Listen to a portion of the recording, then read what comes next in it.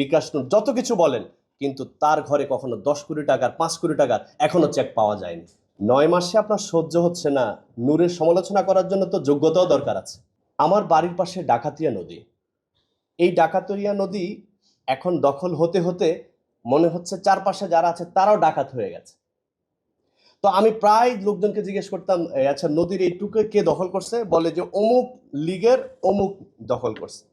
তো 5 তারিখের পর একই প্রশ্ন যখন করলাম, বলে ওনারা তো চলে গেছে, একজনকে দায়িত্ব দিয়ে গেছে।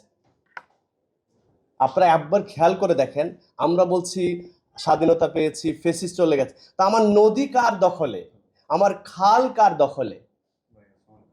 তা আমি আমার মানে ডিসি অফিসে মহাফেজ খানে খবর নিলাম যে আমার এই নদী আরএস এবং বিএস খতিয়ানে কতটুকু কেটেছে আমি একটু দেখতে চাই।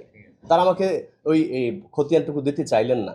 পরে যাই হোক, আমি যেহেতু গণমাধ্যমে কাজ করি, আমি তথ্য অধিকার আইনে আমি সেটুকু আবেদন করে আমি পেয়েছি। আমার নদী যা যা ছিল ইয়া বড়, সেই নদীকে এত সংকুচিত করেছে কারা? তো আগে আপনি বলতেন যে অমুক দল করেছে, এখন কার দখলে আপনার বাড়ির পাশের নদীটা? আপনারা কিছু হলে বলেন যে ভারত পানি ছেড়ে দিয়েছে। আপনার নদী, আপনার খাল, এটা যদি প্রবাহমান থাকতো তাহলে তো পানি ওখানেও যেত, সাগরে মিশত। শুধু গালি দিলেন বিপরীত পক্ষকে। আপনার যে করণীয় আছে এটা কি আপনি দেখবেন না ভাই? মেহেরবানি করে এই কটুকু বলেন। আমার যে সর্বশেষ বন্ধু রায়হান অসামান্যভাবে স্মৃতিচারণ করেছেন, মার খেয়েছেন, আপনি কি কাউকে মার দেওয়ার জন্য প্রস্তুত হচ্ছেন? যদি না হয়ে থাকেন তাহলে 5 তারিখের পরে 8 তারিখে প্রথম উপদেষ্টাদের শপথের আগে এই বিশ্ববিদ্যালয় থেকে যখন লেয়াজু কমিটি হয়, কেন আমার মাদ্রাসা শিক্ষার্থী জগন্নাথ, জাহাঙ্গীরনগর, কুষ্টিয়া, রাজশাহী যেখানে ছাত্রলীগ বিতাড়িত হয়েছিল, ওখানকার একজন লেয়াজু কমিটির সদস্য হলো না? আপনারা তাকে বিকাশ যত কিছু বলেন, কিন্তু তার ঘরে কখনো 10 কোটি টাকার 5 কোটি টাকার এখনো চেক পাওয়া যায়নি।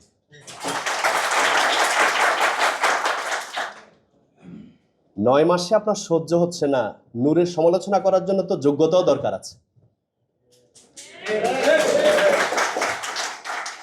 বাংলাদেশের একমাত্র স্মার্ট সিটি বসুন্ধরা এখন আরো নিরাপদ, আধুনিকতায় আরো এক ধাপ এগিয়ে। নামাজ পড়ার জন্য কাপড় পাক, শরীর পাক দরকার আছে, তো সমালোচনা করার তো যোগ্যতা আছে নাকি নাই? আমাদের অনেক বন্ধুরা আছে মেস চালায়, নিজে যেহেতু একটু 3rd ইয়ার 4th ইয়ারে পরে, 1st ইয়ারের ছেলেটার মিল ঠিকঠাকভাবে লিখে, নিজের মিলটা ঠিকঠাকভাবে লিখে না, কারণ নিজে মিলের মেসের লিডার। এই যদি হয় মেস পরিচালনা, তুমি কিভাবে রাষ্ট্র পরিচালনা করবা ভাই? 18 সাল থেকে 24 সাল 25 সাল 7-8 বছর যে লড়াই সংগ্রাম করছে এই ছাত্র অধিকার পরিষদ, ধীরে ধীরে তিলে তিলে। আর তোমরা ভাই 7-8 মাসে মানে গর্ভবতী হয়ে যাচ্ছ, তোমাদের প্রেমের আর সংসারে বিয়েতে পৌঁছতে পারলা না, প্রেম করেই তোমরা গর্ভবতী হয়ে যাচ্ছ। সংসারটা তো করতে হবে। তুমি বলো যে তুমি ডাকাত, তাহলে আমরা তোমাকে ডাকাত হিসেবে স্বীকৃতি দেব। তুমি বলবা তুমি বিপ্লবী, তুমি বলবা গণঅভ্যুত্থানের সারথি, আর তুমি তলে তলে রসাতলে আমার উন্নয়নকে গাবি বৃত্তান্ত করে ফেলবা, এটা হতে পারে না। সুতরাং আমাদের যে বন্ধুরা ছাত্রলীগকে মোকাবেলা করেছে, ঠিক তেমনি ভাবে যে কোনো অন্যায়কে মোকাবেলা করার জন্যই আমাদের গণ অভ্যুত্থান।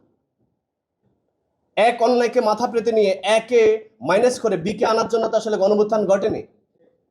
ছাত্রলীগের ভূমিকায় যে অবতীর্ণ হবে তার বিরুদ্ধে আমাদের সংগ্রাম, এটাকে আমাদের শপথ হতে পারে না?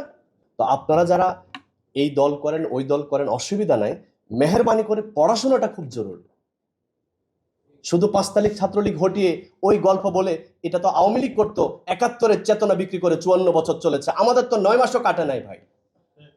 তাই আমাদেরকে ওই আপনার বাড়ির খাল কার দখলে আছে এটা খবর নেবেন। আরএস বিএস খতিয়ান দিয়ে আপনি দেখেন নদী কতটুকু ছিল আর কার দখলে এখন কতটুকু আছে। আমরা আসলে দখলদারিত্বের রাজনীতির মধ্যে যেতে চাই না। 13 সাল থেকে এই পর্যন্ত যারা নির্বাচন করেছে, এসিলেন, ইউনু, ডিসি, এসপি, প্রত্যেকে কিন্তু এখনো ঢাকায় আছে। আপনারা জানেন যে আমাদের খুবই দেশপ্রেমিক পত্রিকা তারা কিন্তু 2 মাস আগে বলেছিল এই নির্বাচন কমিশনার কিন্তু পালিয়েছিলেন, যে চিফ জাস্টিস পালিয়েছিলেন, বলছে দেশে নাই। আমরা তো তাদেরকে এখন অ্যারেস্ট হতে দেখলাম। সুতরাং এই যে ভুলিয়ে ভালিয়ে আমাদেরকে রাখা, আপনারা যদি জেগে না ওঠেন তা হতে পারে না।